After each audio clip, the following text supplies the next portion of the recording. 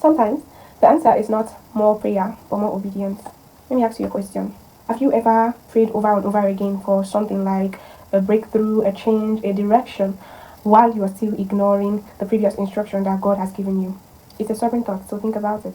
Because sometimes the silence of God is not the absence of an answer, it's an invitation to obey the answer He has already given you. Think about Noah. God didn't ask Noah to pray for rain to stop a flood that hadn't even come.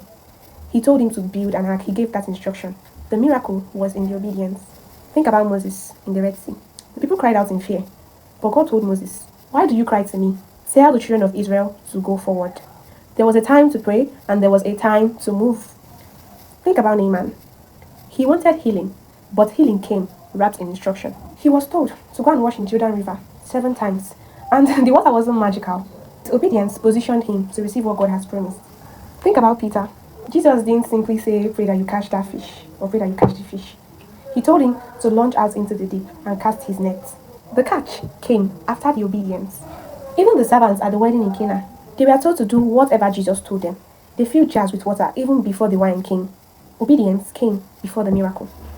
And this is one pattern we see repeatedly in the scriptures. I could give you more and more examples of times when obedience were what preceded a miracle. God's promises oftentimes travels on the road of obedience because our obedience demonstrates that we trust Him. The two were never meant to compete. They were always meant to work together. Perhaps you've been asking God for clarity, but He's waiting for you to forgive. You've been asking for purpose, but He's waiting for you to serve faithfully where you are. You've been asking God for open doors, but He's waiting for you to become trustworthy with the door you're already standing in. Faith is not merely believing that God can. Faith is responding as though God has spoken. And obedience is faith with feet. So, before you pray the same prayer over again, pause and ask yourself this question. Is there something God has made clear that I haven't obeyed?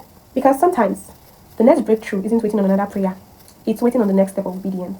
And perhaps, the greatest act of faith is not praying longer, but trusting God enough to do what He has said.